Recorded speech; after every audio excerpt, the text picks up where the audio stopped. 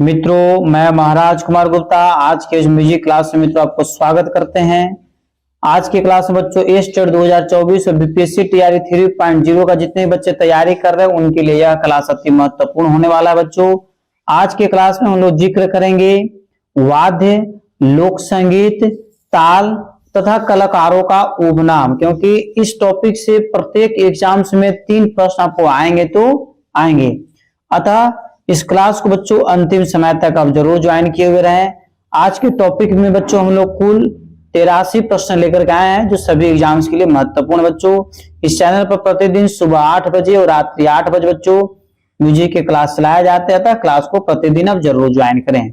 बिना समय गवाए हुए आज के प्रथम प्रश्न पर हम लोग चलेंगे। बाएं मुख के ए पटाक्षर ट, ठ तथा द, ध, ला किस वाद्य के हैं? ए में आपका मार्दल, बी में तबला, सी में घटम, डी में बच्चों मृदंग है। तो बताइए बच्चों क्या आंसर होगा। सभी प्रश्न का आंसर आप कमेंट्स में तुरंत दिया कीजिए कि बाएं मुख के पटाक्षर जो है से ढ, ट तथा द, ध, ला किस वाद्य के हैं? तो मित्रों इस प्रश्न का आंसर आपको हो जाएगा मृदंग के। ऑप्शन नंबर डी आपका सही है। अगले प्रश्न की ओर चलेंगे हम लोग। नारद ने अपनी नारदीय शिक्षा में जिस वाद्य पर अपना क्रम स्थापित किया था वह कौन सी वाद्य है? ए में आपका बीना है, बी में वेणु है, सी में भेरी है, डी में बाना है। तो बताइए बच्चों क्या आंसर होगा। फटाफट आप कमेंट्स में आंसर दिया कीजिए। तो इस प्रश्न का आंसर बच्चों हो जाएगा आपको वेणु, मतलब ऑप्शन नंबर बी आपका 100% सत्य है। अगला प्रश्न मित्रों, तारों वाला एक वैदिक वाद्य कौन सा है? तारों वाला एक वैदिक वाद्य कौन सा है? मतलब वैसा वाद्य जिसमें तार का प्रयोग किया जाता है। ए में नाली है, बी में गोधा है, सी में भेरी है, डी बच्चों दुदुम्भी है। तो बताइए मित्रों क्या आंसर होगा कि तारों वाला एक वैदिक वाद्य कौन सा है? तो मित्रों इस प्रश्न का आंसर हो जाएगा ऑप्शन नंबर ए नाली। ठीक है। इस प्रकार बच्चों अगले प्रश्न की ओर हम लोग क्लियर करेंगे कि पटह में पटाक्षरों की संख्या कितनी है? पटह में पटाक्षरों की संख्या कितनी है? मित्रों आप कमेंट्स में जरूर आंसर दिया कीजिए कि पटह में पटाक्षरों की संख्या कितनी है। ए में 10 है, बी में 12, सी में 14, डी में 16 है। मित्रों जैसे क्वेश्चन को हम पढ़ते हैं तुरंत आपको कमेंट्स में आंसर दे देना चाहिए ताकि आपको कम समय में अधिक से अधिक प्रश्नों की तैयारी हो जाए। तो मित्रों पटह में पटाक्षरों की कुल संख्या है 16, मतलब ऑप्शन नंबर डी आपका बच्चों 100% सत्य है। इस प्रकार हम लोग अगले प्रश्न की ओर चलेंगे मित्रों कि नगाड़े का प्रचलन किस जगह के उत्सव में अधिक होता है? नगाड़े का प्रचलन किस जगह के, मतलब किस राज्य के उत्सव में सबसे अधिक प्रयोग होता है? ए में आपका महाराष्ट्र है, बी में राजस्थान है, सी में पंजाब और डी में बच्चों आपको आंध्र प्रदेश है। तो बताइए मित्रों क्या आंसर होगा कि नगाड़े का प्रचलन किस जगह के उत्सव में सबसे अधिक होता है? तो मित्रों आपको बताते चले कि नगाड़े का सबसे अधिक प्रचलन जो है राजस्थान के उत्सव में सबसे अधिक इसका प्रयोग किया जाता है। ऑप्शन नंबर बी आपका क्या है? सत्य है। अगला प्रश्न बच्चों कि दरदुर वाद्य का आकार किसके सदृश होता है? दरदुर वाद्य का आकार किसके सदृश होता है? ए में आपका ढोलक, बी में नाल, सी में घड़ा और डी बच्चों नगाड़ा है। तो बताइए मित्रों क्या आंसर होगा कि दरदुर वाद्य का आकार किसके सदृश होता है? तो मित्रों इस प्रश्न का आंसर आपका हो जाएगा कि घड़े के आकार का होता है। ऑप्शन नंबर सी आपका सही है। मित्रों कम समय में अधिक से अधिक प्रश्नों का आंसर आपको हम करवा देंगे। आपको हमारे साथ जुड़े हुए रहने की जरूरत है। और यदि आप चैनल पर पहली बार बच्चों विजिट कर रहे हैं तो चैनल को भी तुरंत बच्चों सब्सक्राइब कर लीजिए। ठीक है। पुष्करवाद की कितनी जातियां मानी जाती है? पुष्करवाद की कितनी जातियां मानी जाती है? ए में आपका 18 है, बी में 15, सी में 13 और डी बच्चों 10 है। तो बताइए बच्चों क्या आंसर होगा कि पुष्करवाद की कितनी जातियां मानी जाती है? तो बच्चों को बताते चले कि पुष्करवाद की कुल जातियों की संख्या जो है बच्चों आपका क्लियर कीजिएगा बारीकी से, कुल 18 है। पुष्करवादों की कुल जातियां कितनी है? 18 है, अर्थात एप्पल आंसर मित्रों आपका क्या है? सही है। अगला प्रश्न देखिएगा कि खंजरी को महाराष्ट्र में क्या कहा जाता है? खंजरी को महाराष्ट्र में क्या कहा जाता है? ए में आपका दिमड़ी, बी में खंजरी, सी में डफ और डी बच्चों चिमटा है। तो बताइए मित्रों क्या आंसर होगा कि खंजरी को महाराष्ट्र में क्या कहा जाता है? तो बच्चों आपको बताते चले कि खंजरी को महाराष्ट्र में आपको जो है मित्रों दिमड़ी बोला जाता है। क्या बोला जाता है? दिमड़ी कहने का मतलब है कि एप्पल आंसर आपका सत्य है। अगला प्रश्न मित्रों, कि निम्न में से किस पर काली स्याही लगाई जाती है? निम्न में से किस पर काली स्याही लगाई जाती है? ए में आपका खंजरी है, बी में तबला है, सी में तानपुरा और डी बच्चों शंख है। तो बताइए बच्चों क्या आंसर होगा कि निम्न में से किस पर काली स्याही लगाई जाती है? तो मित्रों इस प्रश्न का आंसर आपको हो जाएगा तबला। सभी का आंसर बच्चों सही आया, इसके लिए सभी को दिल से धन्यवाद। सभी बच्चे सभी प्रश्नों का आंसर जरूर दिया कीजिए और ऑन द टाइम पर क्लास को जरूर ज्वाइन किया कीजिए। प्रश्न मित्रों कि निम्नलिखित में से कौन सा वाद्य ख्याल में संगत के रूप में प्रयोग नहीं किया जाता है? निम्नलिखित में से कौन सा ऐसा वाद्य है जो ख्याल में संगत के रूप में प्रयोग नहीं किया जाता? ए में आपका वायलिन है, बी में सरोद है, सी में सारंगी, डी बच्चों हारमोनियम है। तो मित्रों इस प्रश्न का आंसर आप कमेंट्स में तत्काल दीजिए। तो इसका आंसर हो जाएगा बच्चों ऑप्शन नंबर बी, मतलब सरोद आपका आंसर सही है। इस प्रकार बच्चों अगले प्रश्न की ओर हम लोग चलेंगे। अगला प्रश्न मित्रों कि वाद्यों को कितने विभाग में वर्गीकृत किया गया है? ए में आपका 8 है, बी में 4 है, सी में 5 है, डी में 3 है। बच्चों इस प्रश्न का आंसर आपको कमेंट्स में तुरंत देना चाहिए। इसमें जरा सा भी आपको लेट करने की जरूरत नहीं है कि वाद्यों को कितने विभागों में वर्गीकृत किया गया है। तो मित्रों आप इसे स्टडी ग्रुप में जरूर भेज दीजिए। इस प्रकार सभी बच्चे का आंसर जो है सही आया, इसके लिए सभी को दिल से धन्यवाद। तो वाद्यों को कुल 4 प्रकार जो आपका आंसर क्या है सही है। इसी तरीका से सभी प्रश्न का आंसर आप दिया कीजिए बच्चों। अगला प्रश्न है इनमें से किस वाद्य में पर्दे लगे हैं? इनमें से किस वाद्य में पर्दे लगे हैं? ए में आपका मित्रों ऑप्शन है, केयर कीजिएगा, कि तानपुरा, बी में इसराज, सी में सरोद और डी बच्चों एक तारा। तो बताइए मित्रों क्या आंसर होगा कि इनमें से किस वाद्य में पर्दे लगे होते हैं? तो मित्रों आपको बताते चले कि इसराज में पर्दे लगे होते हैं। ऑप्शन नंबर बी आपका बच्चों सही है। इस प्रकार मित्रों अगले प्रश्न की ओर हम लोग चलेंगे कि क्लैरिनेट किस वाद्य के अंतर्गत आता है? क्लैरिनेट किस वाद्य के अंतर्गत आता है? ए में तत्वाद, बी में सुशीलवाद, सी में घनवाद, डी बच्चों अवनतवाद। तो बताइए मित्रों क्या आंसर होगा कि क्लैरिनेट किस वाद्य के अंतर्गत आता है? तो मित्रों इस प्रश्न का आंसर आपको हो जाएगा सुशील वाद्य के अंतर्गत आता है।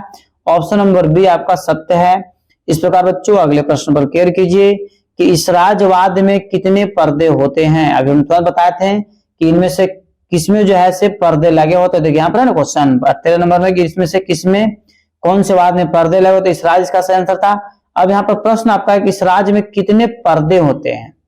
ये में आपके 16 है, बी में 19 है, सी में 17 और डी में 24 है। बताइए मित्रों क्या आंसर होगा कि इसराज में कितने पर्दे होते हैं? तो मित्रों आपको बताते चले कि इसराज में कुल पर्दों की संख्या जो होता है मित्रों केयर कीजिएगा बारीकी से 16 होता है। ऑप्शन नंबर एप्पल आपका सही है।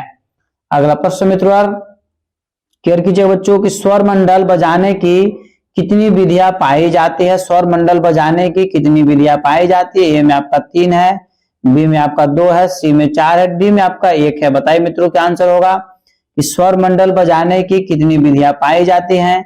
तो मित्रों इस प्रश्न का आंसर आपका हो जाएगा 3 विधि पाई जाती है। ऑप्शन नंबर एप्पल आपका सही है।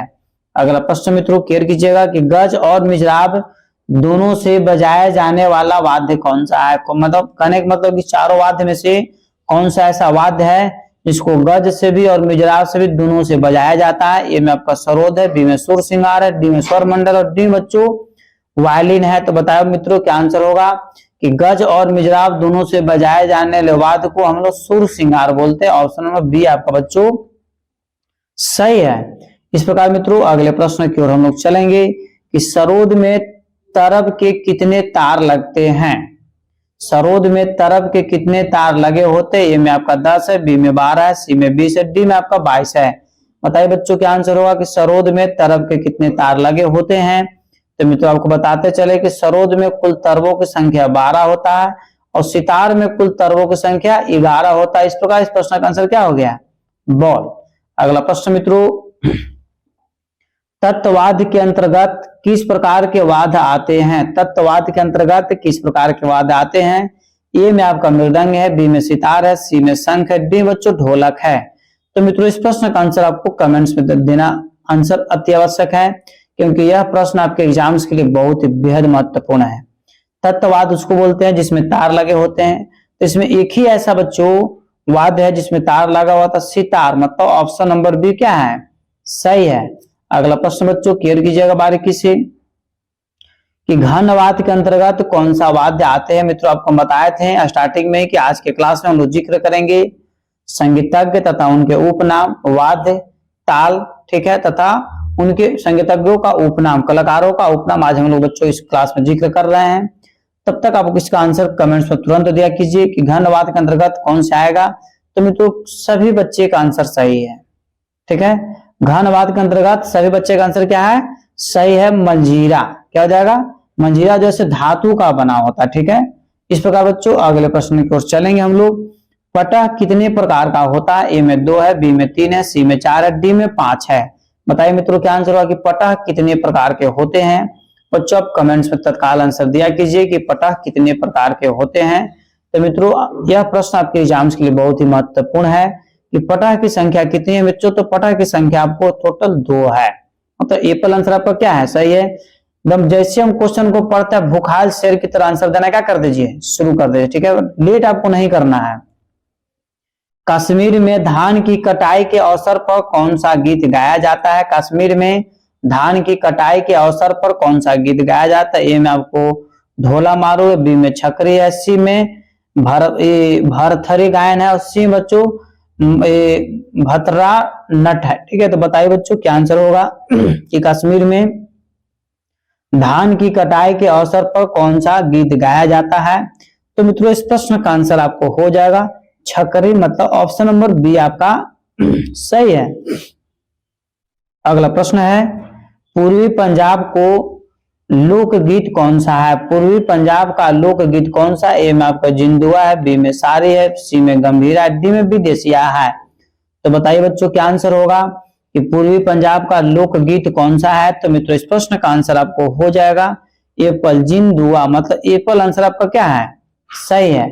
इस प्रकार मित्रों अगले प्रश्न की ओर केयर कीजिए कि कमाचिया कहाँ का लोकवाद्य है? कमाचिया कमायचा कहाँ का लोकवाद्य है? ए में राजस्थान, बी में बिहार, सी में हिमाचल प्रदेश, डी में आपका पंजाब है। तो मित्रों बताइए क्या आंसर होगा, क्योंकि आज के क्लास में हम लोकगीत भी लेकर के आए हैं। लोकगीत, लोक कला और जो है से ताल, ठीक है, और संगीतज्ञों का उपनाम। तो बच्चों कमायचा कहाँ का लोकवाद्य है? तो मित्रों इस प्रश्न का आंसर आपका हो जाएगा राजस्थान का एप्पल आंसर आपका सही है। इस प्रकार बच्चों अगले प्रश्न की हम लोग चलेंगे कि बस्तर की जनजाति का लोक नाट्य है। बस्तर की जनजाति का लोक नाट्य है। ए में आपका है भतरनाट्य, भतरानाट्य, बी में बच्चों अग्नि नृत्य, सी में है कर्मा नृत्य, डी में है स्वांग। तो बताइए बच्चों क्या आंसर होगा कि बस्तर की जनजाति का लोक नाट्य कौन सा है। तो मित्रों इस प्रश्न का आंसर आपका हो जाएगा भतरानट, ठीक है, मतलब एप्पल आंसर आपका क्या है? सही है। इस प्रकार बच्चों अगले प्रश्न की ओर केयर कीजिएगा कि बुंदेलखंड का प्रख्यात लोक नृत्य कौन सा है। ए में आपका भतरानाट्य, बी में राय नृत्य है, सी में कर्मा नृत्य है और डी में बच्चों भगोरिया नृत्य है। तो बताइए बच्चों क्या आंसर होगा कि बुंदेलखंड का प्रख्यात लोक नृत्य कौन सा है। तो मित्रों इस प्रश्न का आंसर आपका हो जाएगा ऑप्शन नंबर बी राय नृत्य, ठीक है। सभी प्रश्न का बच्चों आप कमेंट्स में आंसर तत्काल दिया कीजिए ताकि सभी प्रश्न का आंसर आपको याद हो जाए। अगला प्रश्न है कि मांच लोक नृत्य किस प्रदेश का है? मांच लोक नृत्य किस प्रदेश का है? ए में आपका उत्तर प्रदेश, बी में आंध्र प्रदेश, सी में मध्य प्रदेश, डी में बच्चों हिमाचल प्रदेश है। तो बताइए मित्रों क्या आंसर होगा कि मांच लोक नृत्य किस प्रदेश का है। तो मित्रों इस प्रश्न का आंसर आपका हो जाएगा, ध्यान दीजिएगा, option number C Madhya Pradesh का है। आदिवासी द्वारा इसका आयोजन किया जाता है। मांच लोक नृत्य किस प्रदेश का है? तो मध्य प्रदेश का है। इस प्रकार हम लोग अगले प्रश्न को चलेंगे बच्चों कि गंभीर किस जगह गाया जाता है? गंभीर किस जगह गाया जाता है? ए में पटना, बी में मालदा, सी में उड़ीसा, डी में बंगाल। तो बताइए बच्चों क्या आंसर होगा कि गंभीर किस जगह गाया जाता है। तो मित्रों इस प्रश्न का आंसर आपको हो जाएगा कि गंभीर जो है मालदा में गाया जाता है। ऑप्शन नंबर बी आपको क्या है? सही है। इस प्रकार मित्रों अगले प्रश्न की ओर हम लोग ध्यान देंगे। लोक संगीत में एकता में विविधता और विविधता में एकता मिलती है, यह कथन सही है, गलत है कि सही है कि शायद सही है या इनमें से कोई नहीं? तो बताइए मित्रों क्या आंसर होगा, क्योंकि यह प्रश्न आपके एग्जाम्स के लिए बहुत ही बेहद महत्वपूर्ण है कि लोक संगीत में एकता और विविधता में एकता मिलती है, यह कथन सही है या गलत है? तो बच्चों का कथन 100% क्या है? सत्य है। ऑप्शन नंबर बी बच्चों आपका सही आंसर है। अगले प्रश्न की ओर हम लोग चलेंगे। बिछुआ नृत्य किस प्रदेश का प्रचलित नृत्य है? बिछुआ नृत्य एक प्रकार का डांस है और जो किस राज्य का है? ए में आपका राजस्थान है, बी में उत्तर प्रदेश है, सी में केरला है, डी में आपका बुंदेलखंड है। तो बताइए मित्रों क्या आंसर होगा कि बिछुआ एक प्रकार का लोक नृत्य है जिसका संबंध किस राज्य से है? तो मित्रों आपको बताते चले कि बिछुआ नृत्य का संबंध जो है मित्रों आपको राजस्थान से। एप्पल आंसर आपका सही है। इस प्रकार मित्रों क्वेश्चन नंबर 31 की ओर हम लोग चलेंगे। बच्चों एक चीज आपको जरूर बताएंगे कि मेरा कोशिश यह है कि 30 सेकेंड में एक क्वेश्चन का आंसर आपको बता दे। इसके लिए आपको हमारे साथ जुड़े हुए रहने की जरूरत है और सभी क्लास को आप अपने स्टडी ग्रुप में जरूर शेयर कर दिया कीजिए ताकि सभी बच्चे पढ़ सके और सभी बच्चे आगे की ओर बढ़ सके। प्रश्न है, निम्न में से मध्य प्रदेश का कौन सा नृत्य है? निम्न में से मध्य प्रदेश का कौन सा नृत्य है? ए में आपका बिहू है, बी में आपका डांडिया नृत्य है, सी में पंथी नृत्य है, डी बच्चों भांगड़ा नृत्य है। तो बताइए बच्चों कौन सा इसमें आंसर सही कि निम्न में से मध्य प्रदेश का कौन सा नृत्य है? तो मित्रों पंथी नृत्य जैसे मध्य प्रदेश का नृत्य है। इस प्रकार बच्चों अगले प्रश्न की ओर हम लोग चलेंगे। घोड़ी नृत्य किस क्षेत्र का प्रचलित नृत्य है? घोड़ी नृत्य किस क्षेत्र का प्रचलित नृत्य? ए में आपका बंगाल है, बी में हरियाणा, सी में बिहार और डी बच्चों पूना है। तो बताइए मित्रों क्या आंसर होगा कि घोड़ी नृत्य जो है किस क्षेत्र का या किस राज्य का प्रचलित नृत्य है? तो मित्रों आपको बताते चले कि घोड़ी नृत्य जो है हरियाणा का है। कहाँ का है? हरियाणा का। ऑप्शन नंबर बी आपका मित्रों सही है। अगले प्रश्न की ओर क्लियर कीजिएगा। तमाशा किस क्षेत्र का प्रचलित नृत्य है? तमाशा किस क्षेत्र का मतलब किस राज्य का प्रचलित नृत्य है? ए में आपका है गुजरात, बी में है बच्चों महाराष्ट्र, सी में आंध्र प्रदेश, डी में असम है। तो बताइए बच्चों क्या आंसर होगा कि तमाशा किस क्षेत्र का प्रचलित नृत्य है? तो मित्रों इस प्रश्न का आंसर हो जाएगा ऑप्शन नंबर बी महाराष्ट्र का। तमाशा कहाँ का है? तो महाराष्ट्र का। बहुत पुराना क्वेश्चन है, बहुत पहले से पढ़ते आप लोग आ रहे होंगे। अगला प्रश्न मित्रों कि राजस्थान का एक प्रमुख लोक नृत्य निम्न में से कौन सा है? राजस्थान का एक प्रमुख लोक नृत्य निम्न में से कौन सा है? ए में आपको भागोरिया नृत्य, बी में कर्मा नृत्य, सी में भतरा नृत्य और डी बच्चों अग्नि नृत्य। बताइए बच्चों क्या आंसर होगा कि राजस्थान का एक प्रमुख लोक नृत्य निम्न में से कौन सा है? तो मित्रों इस प्रश्न का आंसर हो जाएगा अग्नि नृत्य। ऑप्शन नंबर डी आपका क्या है? 100% सत्य है। बच्चों एक बार जरूर बोलेंगे। इसे आप अपने स्टडी ग्रुप में जरूर शेयर कर दिया कीजिए और कमेंट्स में तो तत्काल आंसर दिया कीजिए। प्रतिदिन सुबह 8 बजे और रात्रि 8 बजे बच्चों क्लास को जरूर ज्वाइन किया कीजिए। लोक संगीत और शास्त्रीय संगीत में लेन देन चलता है। लोक संगीत और शास्त्रीय संगीत में लेन देन चलता है। शायद या गलत या सही है या सर्वथा नहीं। तो बताइए मित्रों क्या आंसर होगा कि लोक संगीत और शास्त्रीय संगीत में लेन देन चलता है? तो मित्रों इस प्रश्न का आंसर आपका हो जाएगा सही है। मतलब ऑप्शन नंबर सी आपका क्या है? सही। अगला प्रश्न बारीकी से क्लियर कीजिए बच्चों कि अभंग किस प्रदेश की गे विद्या है? जो है ध्यान दीजिएगा, अभंग किस प्रदेश का गे विद्या है? ए में आपका पंजाब, बी में महाराष्ट्र, सी में राजस्थान, डी बच्चों हरियाणा है। तो बताइए बच्चों क्या आंसर होगा कि अभंग किस प्रदेश की गे विद्या है? तो बच्चों प्रत्येक प्रश्न आपके एग्जाम्स के लिए अति महत्वपूर्ण है, आपको तैयारी करते रहने की जरूरत है। तो इस प्रश्न का आंसर आपका हो जाएगा मित्रों, बारीकी से क्लियर कीजिएगा। इसका आंसर है ऑप्शन नंबर बी महाराष्ट्र का है। कहाँ का है? महाराष्ट्र का। ठीक बच्चों, इस प्रकार अगले प्रश्न की ओर बारीकी से क्लियर करिए। अगला प्रश्न बच्चों, सोहर नामक गीत गाए जाते हैं। सोहर नामक गीत जैसे कौन से उत्सव में गाए जाते हैं? ए में आपका जन्मोत्सव पर, बी में विवाह पर, सी में है मुंडन पर और डी में है बच्चों धर्म कार्यों में। तो इस प्रश्न का आंसर आप बताइए कि जरूरी आपको आंसर देना है कि नहीं। फट से हाँ या ना बोलिए। इस प्रश्न का आंसर आपको कमेंट्स में देना अति आवश्यक है, क्योंकि सोहर नामक जो गीत होता है बच्चों आपको जन्मोत्सव पर गाया जाता है। कब गाया जाता है?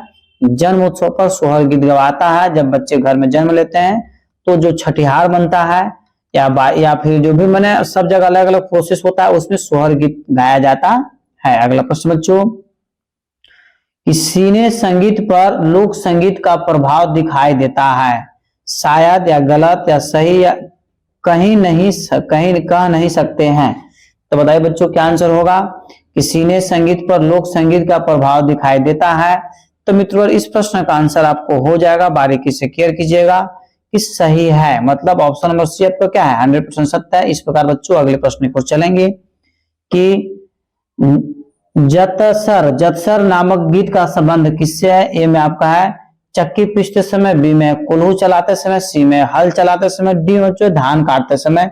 सभी के सभी बिहार से संबंधित प्रश्न आपका है कि जतसर नामक गीत का संबंध किससे है। तो मित्रों इस प्रश्न का आंसर आपको कमेंट्स में देना अति आवश्यक है, क्योंकि इस गीत का प्रयोग जैसे हमारे घर की महिलाएं करती हैं। कि जतसर नामक गीत का संबंध किससे है? तो बच्चों इसका हो जाएगा चक्की पीसते समय। जो हमारे घर के महिलाएं जो चक्की के माध्यम से जो आटा, गेहूं या चावल जो भी पीसते हैं, उसमें बच्चों बैठ करके आराम से गीत गाते रहते हैं और चक्की को चलाते रहते हैं, इसलिए उस गीत को क्या नाम रखा गया? चतसर। ठीक है। अगला प्रश्न है कि लोक संगीत के साथ संगीत करने की ताल कौन सी है? लोक संगीत के साथ संगति करने का ताल कौन सा? ए में चार ताल है, बी में झप ताल है, सी में आपका धुमाली है और डी बच्चों झुमरा है। तो बताइए मित्रों क्या आंसर होगा? सभी प्रश्न आपके एग्जाम्स के लिए महत्वपूर्ण और सभी प्रश्न का आंसर आपको कमेंट्स में तुरंत देना चाहिए। तो मित्रों इस प्रश्न का आंसर आपका हो जाएगा ऑप्शन नंबर सी, मतलब धुमाली। ठीक है। इस प्रकार बच्चों 41 नंबर प्रश्न पर हम लोग चलेंगे कि गिद्धा नृत्य किस जगह प्रचलित है? अर्थात कहने का मतलब है कि गिद्धा जो नृत्य है किस राज्य का है। इस प्रश्न का आंसर भी बच्चों बहुत बार बता चुके हैं, वो आप लोग पहले भी बहुत बार पढ़ भी चुके होंगे। गिद्धा नृत्य किस जगह का मतलब किस राज्य में प्रचलित है? तो मित्रों ए में आपका गुजरात, बी में पंजाब, सी में बंगाल और डी में हरियाणा। तो बच्चों बताइए कि गिद्धा नृत्य जो है कहाँ किस राज्य के लिए प्रचलित है? तो मित्रों आपको बताते चले कि गिद्धा नृत्य जो है बहुत अच्छा, सभी का आंसर सही है, आप लोगों को घबराने की जरूरत नहीं, सभी की तैयारी बहुत जोर शोर से चल रहा है।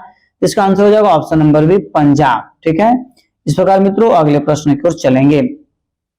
ताल मार्ग का एक भेद है। ताल मार्ग का एक भेद है। ए में आपका सन्निपात है, बी में दक्षिणी है, सी में तो बच्चों आपको पश्चिमी है, पश्चिमी और डी में आपका गुरु है। तो बताइए बच्चों क्या आंसर होगा कि ताल मार्ग का एक भेद है।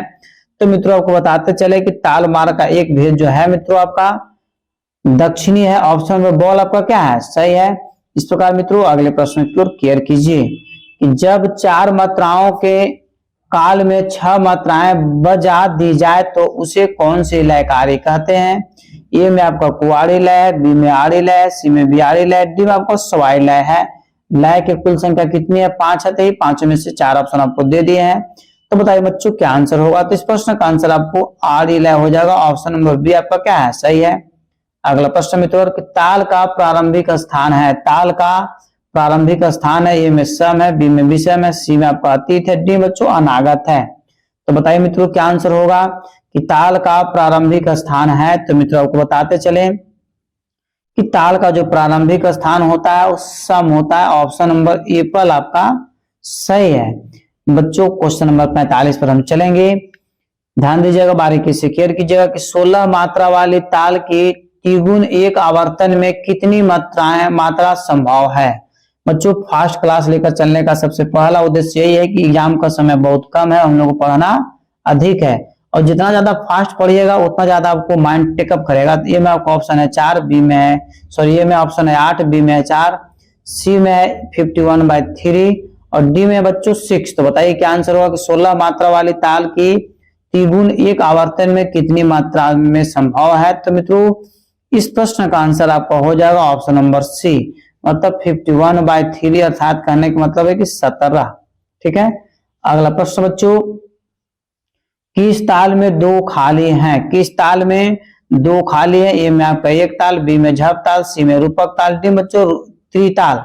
तो बताइए बच्चों क्या आंसर होगा कि किस ताल में 2 खाली हैं? तो बच्चों सभी प्रश्न का आंसर आप कमेंट्स में जरूर दिया कीजिए। जैसे आप प्रश्नों को देखिए तुरंत कमेंट्स में आंसर दे दिया कीजिए और सभी बच्चे सुबह 8 बजे और रात्रि 8 बजे क्लास को जरूर ज्वाइन कीजिए। बार बार इस बात को हम बोल रहे हैं ताकि सभी का तैयारी बहुत जोर शोर से चले। तो मित्रों किस ताल में 2 खाली होते हैं? तो इस प्रश्न का आंसर हो जाएगा एक ताल में 2 खाली होते हैं। अगला प्रश्न बच्चों, कि ताल की इकाई है। ताल की इकाई है, ए में आपका ताली, बी में आवर्तन, सी में मात्रा और डी में खाली। बताइए बच्चों क्या आंसर होगा कि ताल की इकाई है। तो ए में बच्चों ताली है, बी में आवर्तन, बी में मात्रा, सी में आपका क्या है? सी में मात्रा और डी में आपका खाली है। तो मित्रों इस प्रश्न का आंसर आपको हो जाएगा ऑप्शन नंबर सी, मतलब मात्रा। ऑप्शन नंबर सी आपका क्या है? सही है बच्चों। अगले प्रश्न की ओर केयर करेंगे कि आड़ा चौताल में कुल मात्राएं हैं। आड़ा चौताल में कुल मात्राएं, ए में आपके 11 मात्रा, बी में 12 मात्रा, सी में 13 मात्रा, डी में 14 मात्रा। बताइए बच्चों क्या आंसर होगा कि आड़ा चौताल में कुल मात्राएं हैं। तो मित्रों आड़ा चौताल में कुल मात्राओं की संख्या आपको 14 होता है। ऑप्शन नंबर डी आपका सही है। अगला प्रश्न मित्रों, कौन सा पाठाक्षर मुक्त प्रहार से बजाया जाता है? ए में आपका कत है, बी में आपका तित है, सी में दी है और डी में आपका तक है। तो बताइए बच्चों क्या आंसर होगा कि कौन सा पाठाक्षर मुक्त प्रहार से बजाया जाता है? तो मित्रों इस प्रश्न का आंसर यदि आपको याद हो तो कमेंट्स में आप तुरंत आंसर दीजिए। इस प्रश्न का आंसर हो जाएगा ऑप्शन नंबर सी डी। ठीक है, इस प्रकार बच्चों अगले प्रश्न की ओर हम लोग बारीकी से क्लियर करेंगे। अगला प्रश्न मित्रों, निम्न में से कौन सा मार्ग ताल नहीं है? निम्न में से कौन सा मार्ग ताल नहीं है? ए में बच्चों आपका ऑप्शन है चतपुट, बी में उधत्तो और सी में सी विक्रम और डी में बच्चों संपके वेष्टक।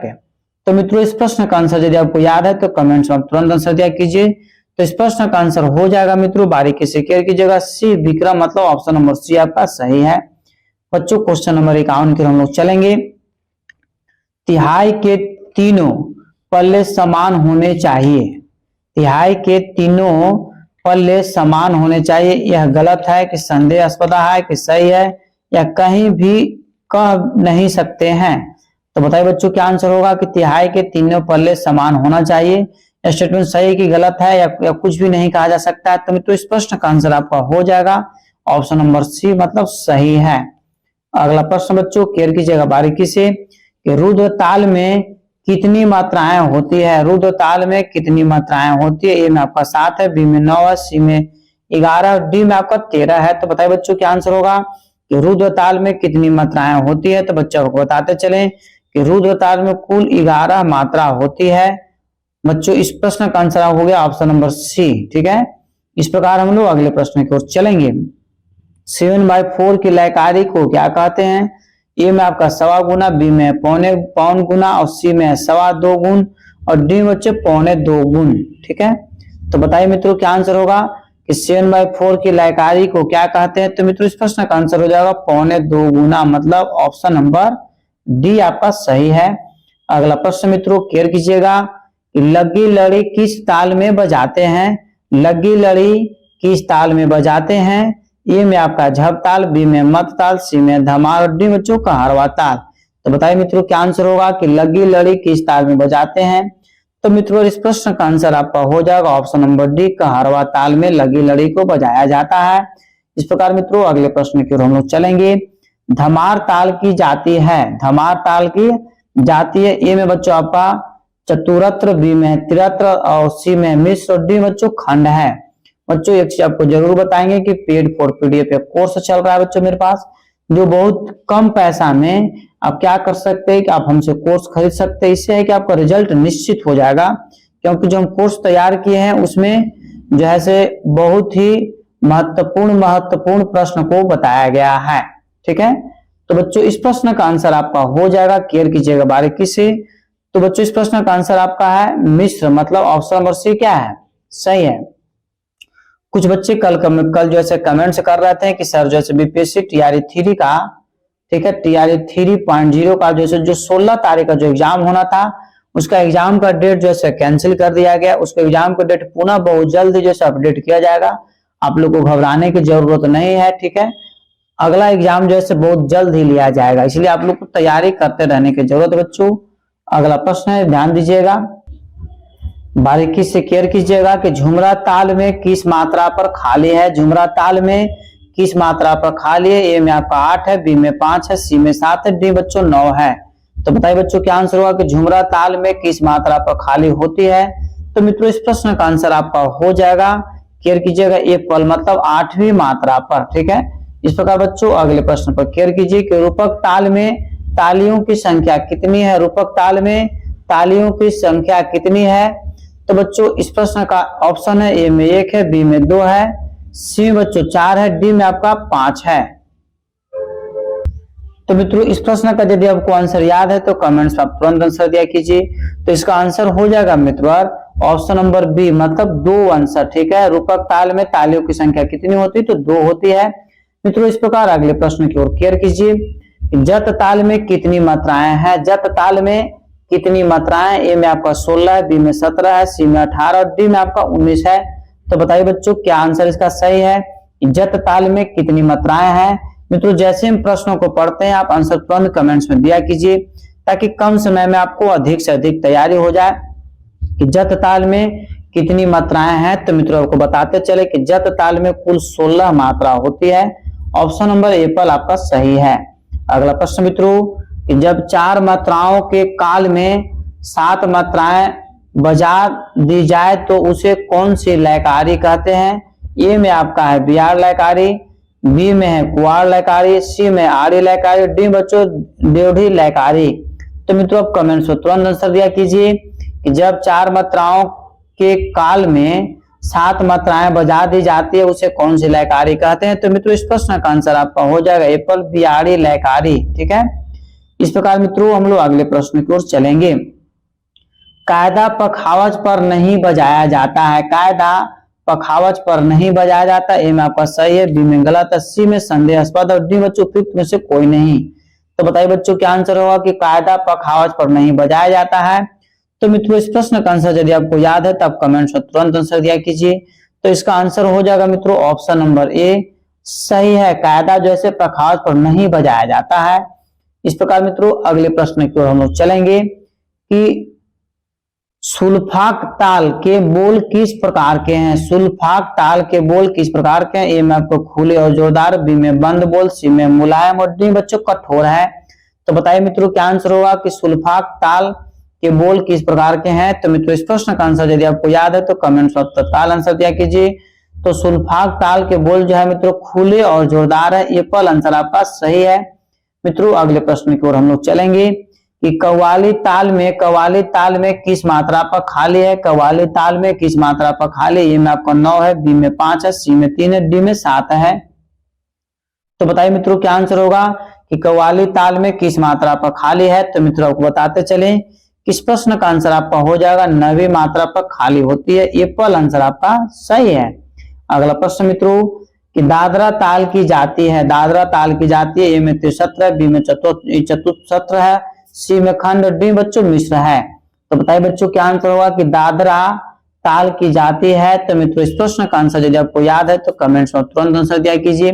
तो दादरा ताल की जो जाती है मित्रों इसका आंसर हो जाएगा 73, मतलब एप्पल आंसर आपका क्या है सही है। अगला प्रश्न बच्चों क्लियर कीजिएगा बारीकी से कि 5/4 की लयकारी को क्या कहते हैं? ए में आपको आड़ है, बी में कुआड़ है, सी में बियाड़ है, डी बच्चों पौन गुण। तो बताइए मित्रों क्या आंसर होगा कि 5/4 लयकारी को क्या कहते हैं?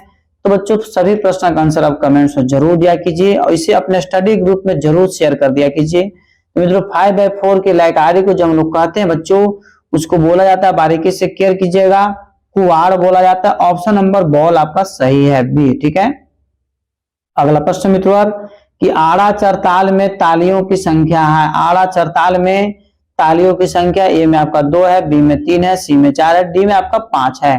बच्चों सभी प्रश्न आपके एग्जाम के मद्देनजर देखते हुए बनाए गए हैं, अतः आप क्लास को अंतिम समय तक जरूर ज्वाइन किए हुए। बहुत सारे बच्चे ऐसे हैं कि क्लास ज्वाइन करते हैं 2-4 प्रश्न का आंसर देख करके फिर उन लोग बोलते हैं कि सर हम बाद में देख लेंगे, और फिर बाद में कॉल करते हैं कि सर अभी हम पढ़ रहे कमेंट में आंसर देते हैं। एक साथ जब कमेंट में आंसर दोगे उसका महत्व अलग है, और बाद में जब तुम अकेले क्लास देते हो, जब प्रीमियम वीडियो खत्म हो जाता है बाद में अकेले कमेंट्स देते हो तो उसमें आपको क्षमता नहीं पता चलेगा कि कितना आपका सही हुआ और कितना आपका गलती हुआ। इसे आप सबके साथ में सुबह 8 बजे और रात्रि 8 बजे एक साथ क्लास को ज्वाइन कीजिए, क्लास को अंतिम समय तक ज्वाइन किया कीजिए। तो इस प्रश्न का आंसर हो जाएगा मित्रों ऑप्शन नंबर सी, मतलब 4। ठीक है, अगला प्रश्न बच्चों निम्न में से किस ताल का प्रयोग स्वतंत्र वादन के लिए होता है? ए में आपका दादरा, बी में 3 ताल, सी में कहरवा और डी बच्चों कव्वाली ताल। तो बताइए बच्चों क्या आंसर होगा कि निम्न में से किस ताल का प्रयोग स्वतंत्र वादन के लिए होता है? तो मित्रों इस प्रश्न का आंसर आपका हो जाएगा ऑप्शन नंबर बी, 3 ताल में। ठीक है, ऑप्शन नंबर बी आपका क्या है सही है।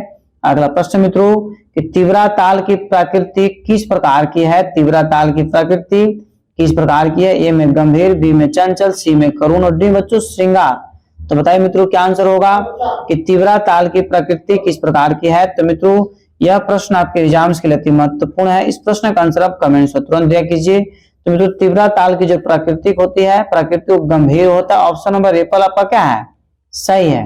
मित्रों अगले प्रश्न पर केयर कीजिएगा कि पखावज पर बजने वाली प्रचलित ताल है। पखावज पर बजने वाली प्रचलित ताल है। ए में आपका झप ताल है, बी में चार ताल है, सी में दादरा और डी बच्चों दीपचंदी है। तो बताइए मित्रों क्या आंसर होगा कि पखावज पर बजने वाली प्रचलित ताल है। मित्रों यदि आपको इस प्रश्न का आंसर याद है तो इसको कमेंट्स में जरूर आंसर दीजिए। तो इसका आंसर हो जाएगा मित्रों ऑप्शन नंबर बॉल आपका सही है, चार ताल। ठीक है, क्या आंसर हो जाएगा, चार ताल। इस प्रकार बच्चों क्वेश्चन नंबर 70 की ओर हम लोग चलेंगे। अगला प्रश्न है कि शिखर ताल में कितने विभाग हैं। शिखर ताल में कितने विभाग है। ए में आपका 5 है, बी में आपका 4 है, सी में 3 है, डी बच्चों 2 है। तो बच्चों कमेंट्स में जरूर आंसर दीजिए कि शिखर ताल में कितने विभाग हैं। तो बच्चों यदि इस प्रश्न का आंसर आपको याद है तो इसका कमेंट्स में आंसर तुरंत दिया कीजिए, क्योंकि सभी प्रश्न आपके एग्जाम्स के लिए अति महत्वपूर्ण है। तो बच्चों शिखर ताल में कितने विभाग होते हैं। तो बच्चों शिखर ताल में कुल विभागों की संख्या 5 होता है। एप्पल आंसर आपका सही है। अगला प्रश्न मित्रों केयर कीजिएगा कि निम्न में से तीव्र ताल किस वाद्य की ताल है। निम्न में से तीव्र ताल किस वाद्य की ताल है। ए में आपका पखावज है, बी में खंजरी है, सी में ढोलक है, डी बच्चों नाल है। तो बच्चों कमेंट्स में तुरंत आंसर दिया कीजिए। तो बच्चों तीव्र ताल का जो प्रयोग किया जाता है पखावज के साथ किया जाता है। इस प्रकार एप्पल आंसर इसका 100% सत्य है। मित्रों बच्चों धू गा धी धीन नक यह बोल किस ताल से संबंधित है। ए में आपका शिखर ताल है, बी में जट ताल है, सी में सरस्वती ताल है और डी में बच्चों है आपका झुमरा ताल। तो बताइए बच्चों क्या आंसर होगा। बच्चों सभी प्रश्न का आंसर आप कमेंट्स में लगातार दिया कीजिए। तो इस प्रश्न का आंसर आपका हो जाएगा मित्रों ऑप्शन नंबर एप्पल आपका सही है, शिखर ताल। ठीक है, इस प्रकार हम लोग अगले प्रश्न की ओर चलेंगे कि पंजाबी ताल कितने मात्रा की होती है। पंजाबी ताल कितने मात्रा की होती है। ए में आपका है 14, बी में 16, सी में 17, डी में 18। तो बच्चों कमेंट्स में तुरंत आंसर दिया कीजिए कि पंजाबी ताल कितनी मात्रा की होती है। तो मित्रों आपको बताते चले कि पंजाबी ताल में कुल मात्राओं की जो संख्या होता है आपको 16 होता है। ऑप्शन नंबर बी इसका सही है। मित्रों अगले प्रश्न पर केयर कीजिएगा कि टप्पा ताल में खाली किस मात्रा पर होती है। टप्पा ताल में खाली किस मात्रा पर होती है। ए में आपका 7 है, बी में आपका 3 है, सी में आपका 9 और डी में आपका 14 है। बच्चों हम स्टार्टिंग में ही बता चुके थे कि आज के जो हम लोग जो क्लास ले रहे हैं इसमें जो है से मित्रों बहुत जैसे।